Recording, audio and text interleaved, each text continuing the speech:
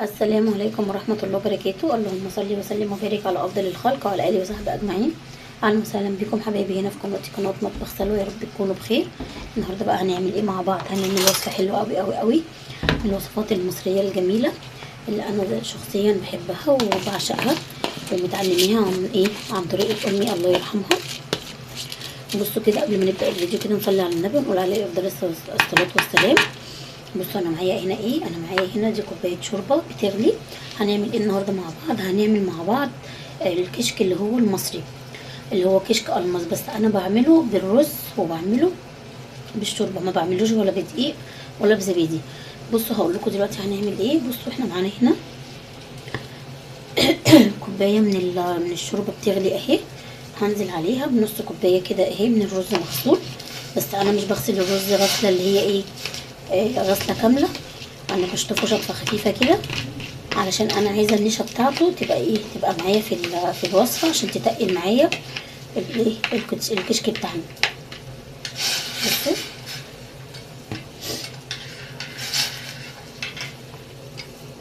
بصوا معايا هنا اهو، حطيت الرز بتاعي على الشوربه، هسيبها تغلي خالص ولحد ما الرز بتاعي يستوي ويتهري تماما. انا عايزه الرز ما يبقاش يعني ما يبقاش ليه اثر زي ما انتم شايفينه كده، انا عايزاه يبقى مهري تماما. هسيبه بقى لحد ما يستوي وهرجع معاكم واشوف هنعمل ايه. اللي معايا بصوا الكشك بتاعي والرز بتاعي استوى واتهرى خالص اهو. بصوا عامل ازاي، افضل اسيبه كده لحد ما يتهري. بصوا يبقى عامل ازاي، بيبقى عامل كده. معايا بقى معايا ده كيلو الا ربع من اللبن مغلي، اللبن اللي هو الجاموسي، هنزل كده عليه.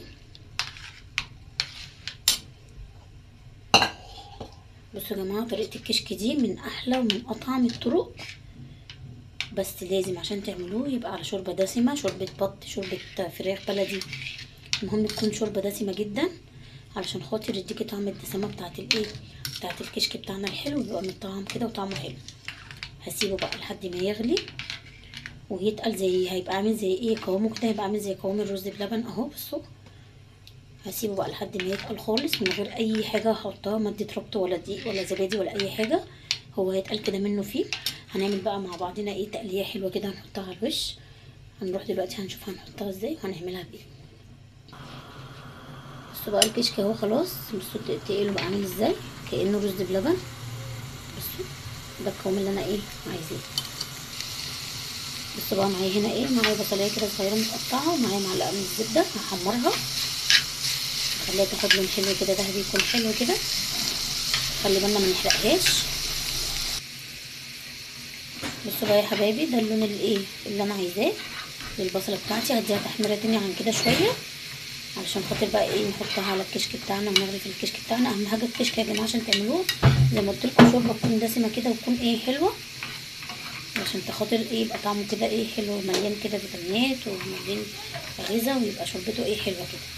بصوا هقفل بقى النار. هو ده اللون اللي انا عايزاه. هصفيها بقى كده اهي، وهنزل بالزبده بتاعتي دي كده.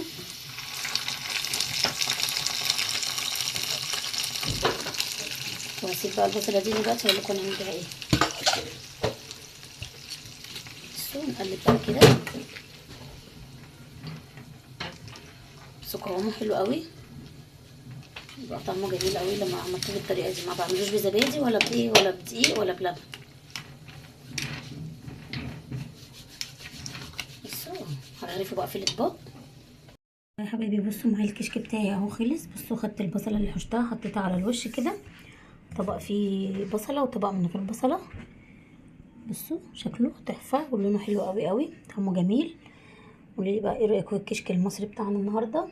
لو عجبكم الفيديو بتاعي ما تنسوش تعملوا لايك للفيديو واشتراك للقناه وتفعلوا الجرس وتختاروا الكل عشان يوصل لكم مني كل جديد. واسيبكم في رعايه الله واقول لكم مع السلامه.